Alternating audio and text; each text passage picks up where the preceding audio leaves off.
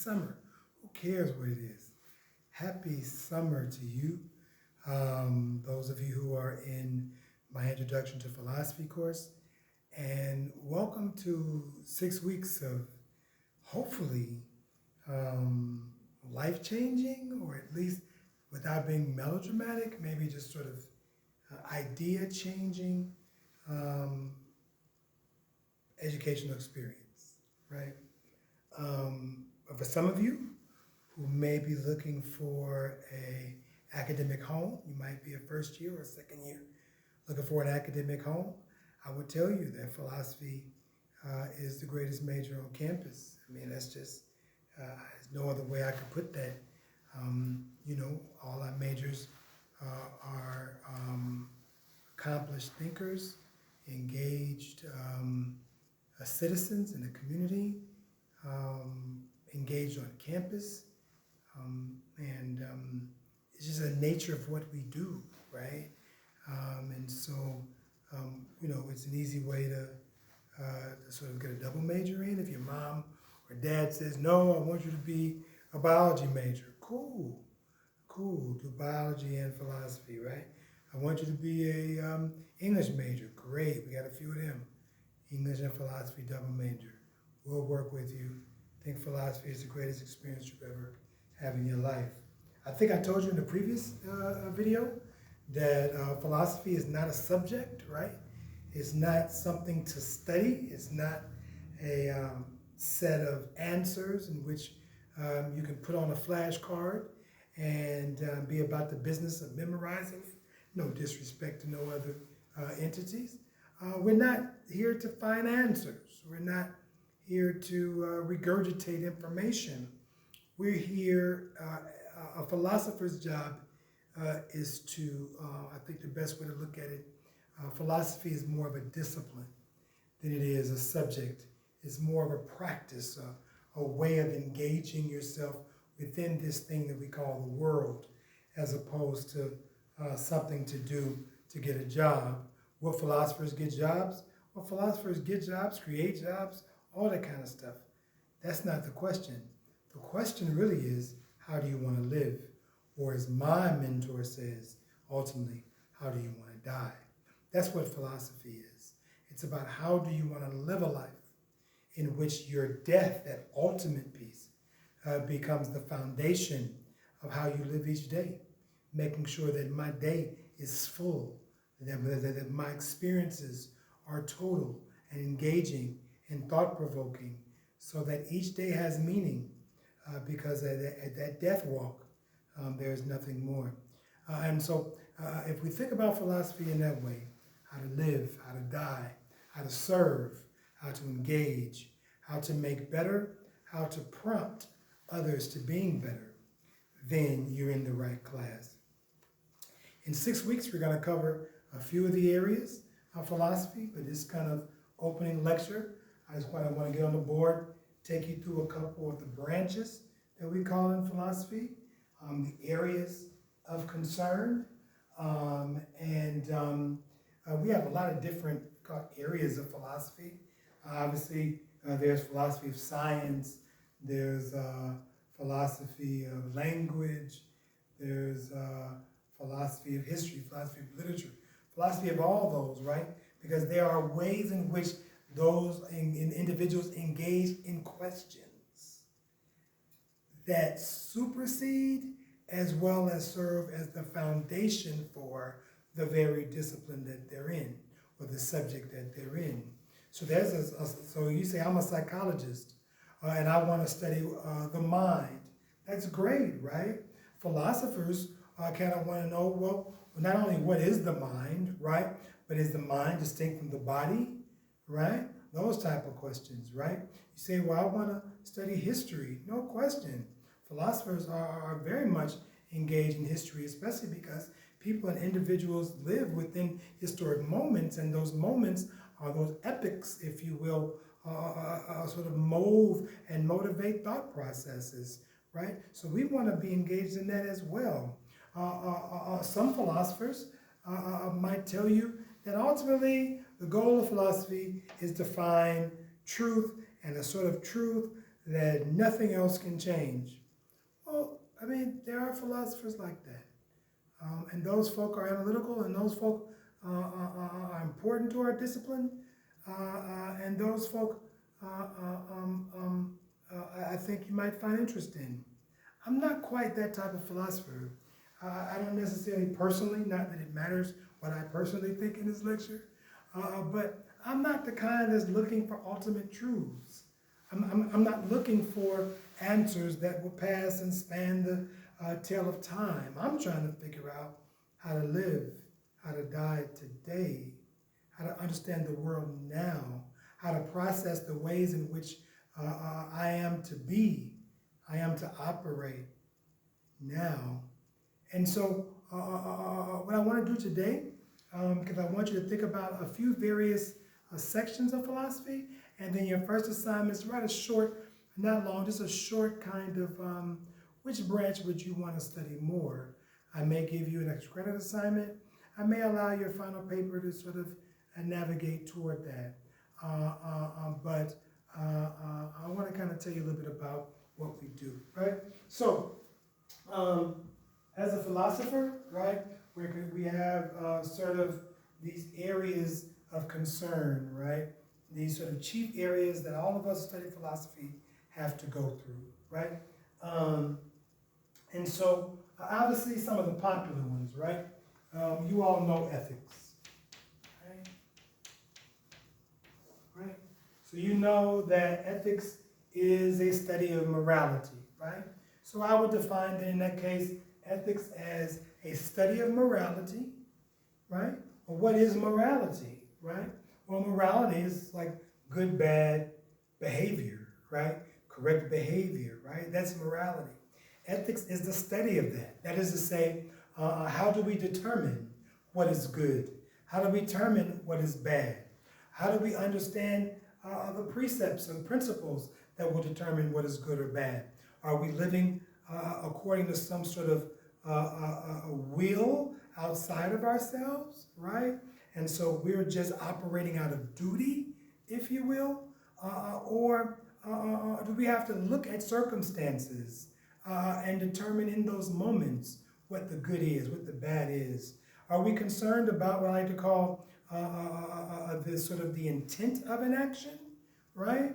That is to say, I want to know what your idea was before you did a certain thing, and maybe the good is found there, right? Or maybe you say, I want to know what the consequence is. Did you kill 1,000 people doing it? And therefore, that may not be a good thing, unless killing 1,000 people saves 1,000,000 people, right? So those are the kind of things in which ethicists engage themselves in. It's not just a question of is abortion bad or good, right? It's a question of what do we or how do we ascertain the quality of life, the meaning of life. Where does life begin? That might be a scientific question, but it's also a philosophical question, right? Especially when we get to somebody like me, who is an existentialist and might want to really talk about the quality of life and how do we determine life in that particular sense. So ethics is a study of morality, and morality is the idea of good or bad or correct or incorrect behavior, right? Ethicists generally are in the format of, deontologists, right? Or relativists, or consequentialists.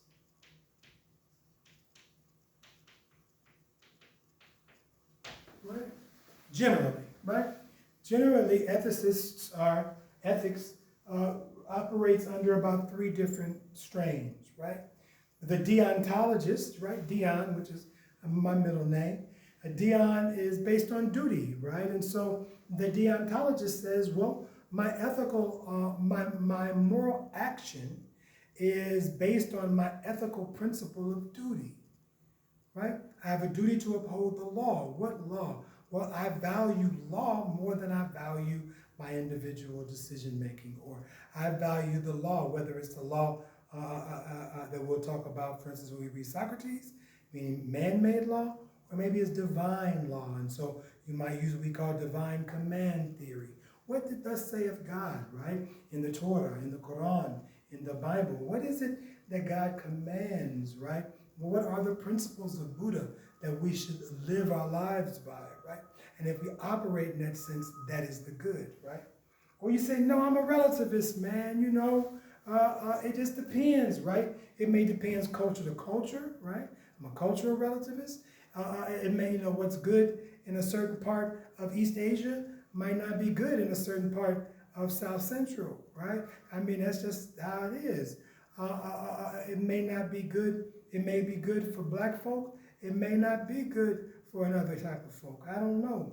And so relative ethics is just saying, look, I can't create this sort of big narrative of what the good is. I have to look at the situation or look at the context and determine whether or not the culture, the community by which make these rules or have to live by these rules, how they feel the things are. You know, I speak at prisons a lot, right? There are moral codes in the joint, right? And so they may not be codes that everybody lives by, but they're codes that make sense and determine or right or wrong within that context, right? There may be moral codes in your household. Y'all know. Y'all know stuff about your mama, your daddy, your sister, your brother that you keep in the inside. And so if I come to you and say, hey, do your mom have hair underneath her arms? That ain't my business.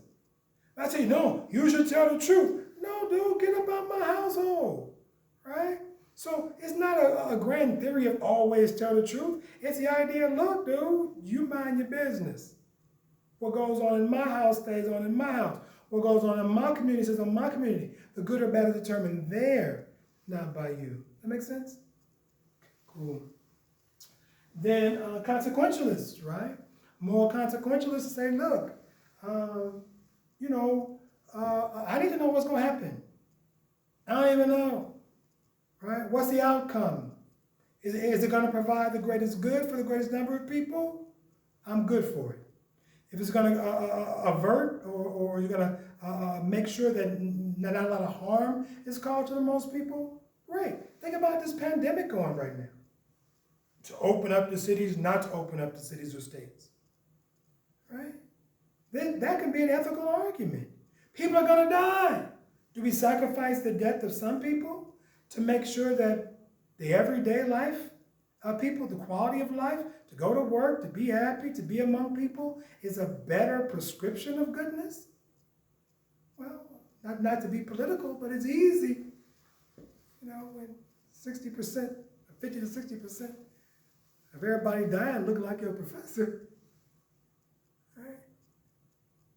And multiple in America, and we only 13% of the population. So it might be easier to open up because they don't really care about that type of death for the most part. I don't know. Right? Your president says, listen, I get that. I don't want death either. But look, think about the death of suicides, of mental health, of sadness, of losing everything. That's going to, alcoholism, he says, all those are bad too, that are outcomes from this shut-in, stay-at-home stuff. Does he have a point? Ethicists would raise that question, right? So, ethics is the branch of philosophy. Another branch of philosophy, obviously, that I teach, and some of you might take, especially if you become majors, is logic, right? Logic is sort of the way in which we reason. All philosophy is based on logical arguments, right? And so logic is a branch of philosophy that concerns itself with arguments. That's all, right? The reasoning. How do we come to understand? I mean, how do we come to process that which we think we understand, right? You're using arguments, right? Epistemology. E-P-I-S-T-E-M-O-L-O-G-Y.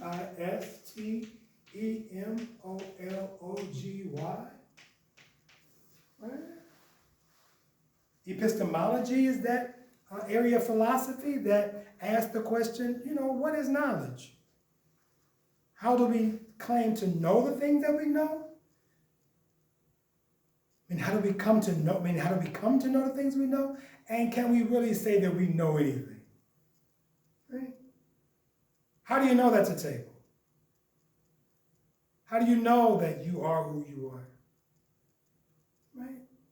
Epistemology is this question of how do we move from ignorance to knowledge? And what are the processes by which we can either stay or move out of ignorance or go toward or closer to knowledge? Right? The epistemology crew typically are rationalists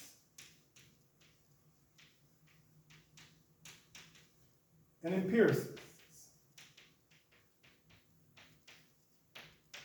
Right? Two schools, two clubs, two crews. Right? The rationalists say, listen, I know things because I can think them out. I can reason them out. I have an idea of something. And that idea then allows me to know it. Right? So I can reason, through reason alone. What we call a priori. Latin term that you'll see in a couple of weeks. I just know. Some people say, how do you know there's a God? Because I got the idea of God from somewhere, and it wasn't just from my mama.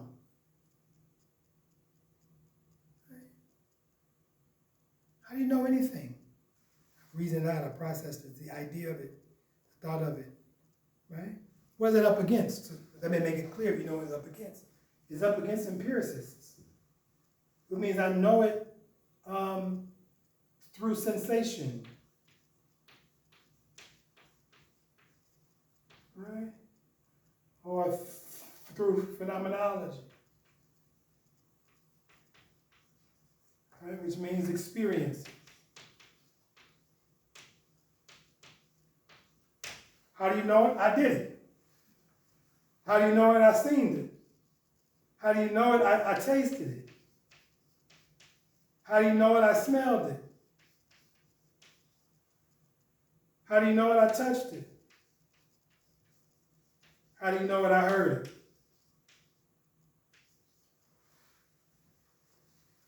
Senses. I see that it's red. I heard that it's loud. I tasted that it's hot. I smelled that it's, I don't know, pineapple-ish, I don't know, fruity. Right?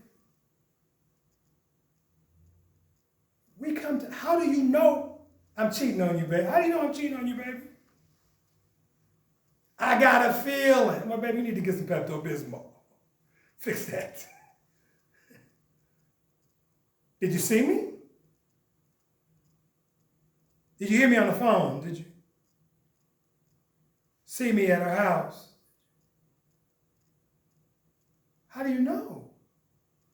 I just know. You have those feelings. I just know it. How? Well, stick with philosophy, we'll know how to discern those things. What does that mean? Right?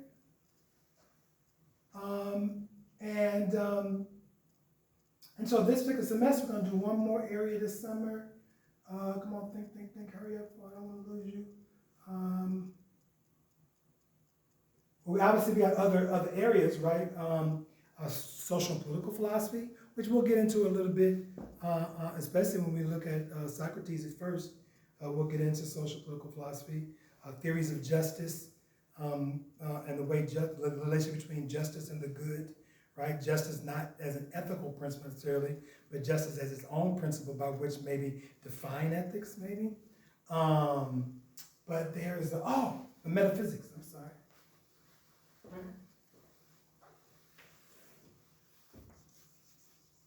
We'll do a little bit of that this summer.